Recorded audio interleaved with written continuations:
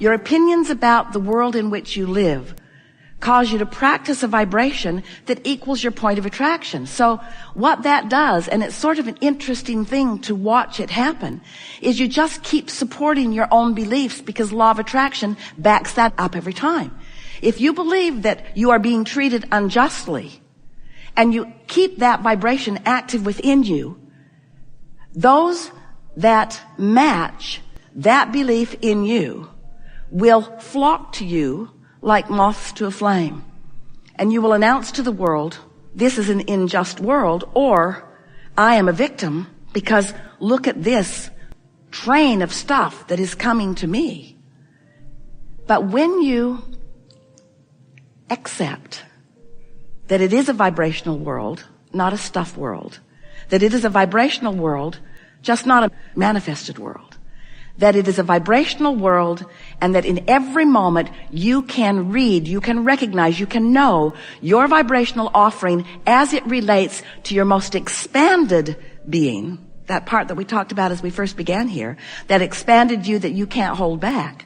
When you start caring about alignment with that, rather than that. I care about how I feel, period. I care about how I feel, which means I'm going to choose the thought that most replicates the thought that the source within me is thinking about the thing that I'm thinking about in the moment that I'm thinking about it. Did you get that? You're thinking a thought. You're thinking a thought unless you're asleep. You're thinking a thought. Your mind is active, your point of attraction is active, and you have the option of moving your point of attraction closer to all that you are and all that you want, or further from all that you are and all that you want. You have that option in every moment, but you don't exercise it because you're observing rather than sensing vibration most of the time. So for most of you, we love you so much. You don't really start thinking about something until you have a manifestation that you don't like, and then you know what you think about? The manifestation you don't like. It's hard for you to think about the flip side of something that you don't like. Years ago, we introduced the idea of pivoting. Pivoting, which means the other end of the vibrational stick. When you know what you don't want, you know what you do want. But the question is, when you know what you don't want, are you actively involved in the vibration of what you don't want? Or are you actively involved in the vibration of what you do want? So when you know what you don't want, if you don't have enough money, what do you find yourself talking about mostly? Plenty of money? Not usually. You could, and it would be just as easy. If you're sick, what do you find yourself talking mostly about? Oh, my head hurts. You're mostly talking about what is. And that really is what we want to stir up a little bit in this conversation that we're having here today.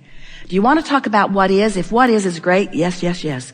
Lists of positive aspects could not be a more valuable process for you. Rampages of appreciation, there's no tool that will serve you more. There is nothing better for you than to talk, focus, feel about the things in your world that are the way you want them to be. But those things that you identify as not the way you want them to be right now, you want to get off of them. Jerry used to tell a story, and Esther loved it because it was so explicit and made so much sense. She could see it right away. And when she held it in her consciousness, it served her. He said, sit in front of a fireplace. He lived in Arkansas at the time that he discovered this analogy. And there's a chinkapin log on the fire. Esther had never known what one of those was. She's still not sure she's ever seen one, but apparently when they are on fire, they pop a lot. So they are shooting sparks off at whoever is nearby. And he said, so you're sitting there with your beautiful new cashmere sweater, and a spark comes right to you, and he says, if you in that moment just flick it off, nothing happens to your beautiful sweater. But if you're distracted and don't notice, and you allow it to linger, then there is a bigger impact on your sweater. And his analogy is, when the thought first comes, and it's small and insignificant, and you flick it off by choosing another thought, it's simple. But if you allow it to smolder, if you allow it to grow, if you engage in conversations with others about it, if you write it in your diary, if you blog about it, if you write home about it, if you call that friend who always wants to know what's going on, and you tell them what's going on. In other words, are you ready to let go of more of what is on your way to where you're going? When you're driving down the highway, and it's a beautiful day out there, and you have this magnificent windshield, you just washed it, the day is bright, you're looking out ahead, or do you have your windshield installed in your floorboards? Or do you spend all of your time looking in your rearview mirror? The analogy is silly in that regard because you know what would happen if you were just looking down at the road while you were going. If you were just looking at what is, you wouldn't get very far down the road. If you're looking in your rearview mirror, you wouldn't get very far down the road either, would you? And it seems to most people like, oh yeah, blah, blah, blah, blah, blah, blah, blah. But this is the work. Because you were born, you have seen, you have explored, you have experienced the contrast, you have given birth, you've put it in the vortex, it's in the vortex. Now it's time to prepare the environment that allows what's in the vortex to flow into your experience. And so start with that feeling of ease. Now, as the momentum begins coming and you stay in the flow, now you will be inspired. This is what we really want to say to you.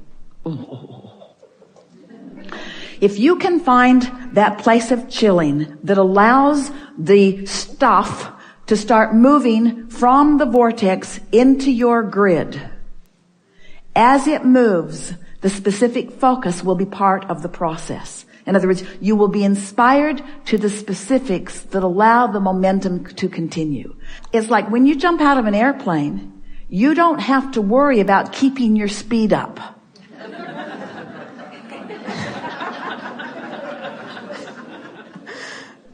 Or when you're on an incline, you stop pedaling usually. Or you let up on the gas a bit. You get a sense of what we're talking about. Yes. So if you trust, that's a good word, if you trust that what you put in the vortex is there, and it is, and now you are using your focus to focus yourself into enough ease that will allow the momentum to begin. The momentum will carry the rest. And something like focus or impetus or speed is not part of the process. You don't have to keep momentum going. That's what we want to say. You don't have to keep momentum going. You just have to stop doing that thing you've been doing that slows the momentum. There. That's the answer to all things. We're done. Go home. That's the answer to all of it, isn't it?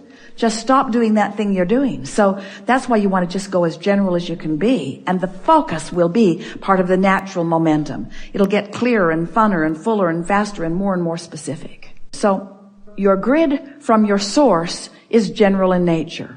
It's love, it's sureness, it's certainty, it's well-being, and it's strong, powerful. So here it is, and see it as sort of like a shaft of light coming up from your feet. That might be a good way to picture it. This energy stream, this core grid. And let's say that you're unhappy about something, so your grid isn't clicking in. In fact, it's bouncing off. Or you're uneasy about something, or you're remembering a past experience that wasn't pleasant, or you're worried about not being prepared for something, so you're not allowing it. But then you sleep. And when you sleep, you stop offering a vibration. And when you stop offering a vibration, your grid comes into alignment. And when you awaken, there you are back in your power till you remember what happened. And then you sleep again. And you come back into alignment with your core vibration. And then you wake up. And you remember, gotta go to work. Toys are all over the living room. And then you learn how to meditate. You quiet your mind. You stop thought. And as you stop thought, you stop resistance. And as you stop resistance, you come into alignment with who you are. And you don't really know what you're feeling, but you're feeling this detachment and this power, this really general. And in doing so, you've adjusted your vibration. Now, You're probably going to get back into your day and you're probably going to get out.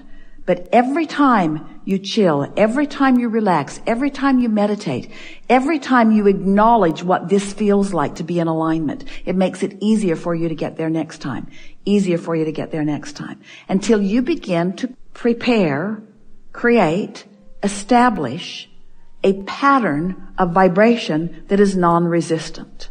And as you establish this pattern of vibration that is non-resistant, now all of the things that you've been asking for in perfect timing flow just like water flows downhill right into your experience. And as they flow in, you begin to catch the momentum of those. Really, what we want to say to you, we think it is one of the most profound conversations that we've ever had. What we want to say to you is, the only thing you ever need or want to focus on is focusing yourself out of resistance and into alignment.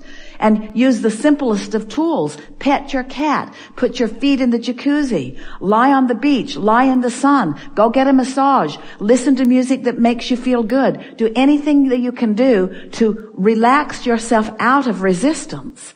And as you practice that place of non-resistance, your grid will fill in with all of the components of all of the things that, all of the goal setting, all of the reaching, all of the things that you have been previously believing were your work to do. Did you hear what we just said? Yeah. Your only point of focus is preparing your grid. And the filling of the vortex into the grid will be all of the specifics and all of the wonderful things. People will come, you'll have conversations, you'll become animated, you'll all want to talk at the same time. The ideas will keep flowing, it just gets better and better. Your energy gets higher, you recognize your power, you come to understand your true knowing, you begin to feel the fullness of who you are, you get tuned in, tapped in, turned on, you begin to recognize the beauty in others. In your alignment, you feel happy about where you are. You see the beauty wherever you are looking because in your alignment you are not able to see otherwise. Your words come out of your mouth at the perfect time and others are uplifted by the things that you say. In other words, really friends, it all takes care of itself. All of this goodness and all of this advantage and all of this wholeness and all of this help that you're wanting to offer to others becomes just second nature. It happens to you because you did the only thing that mattered. Jesus said, the meek shall inherit the earth. And that's what he's talking about. The aligned, the non-resistant, the non-agitated, those who are allowing the natural well-being that they were born with to be the basis of their experience. And then the specifics that you've carved out begin to flow in. We told you this story of creation in a lot of different ways.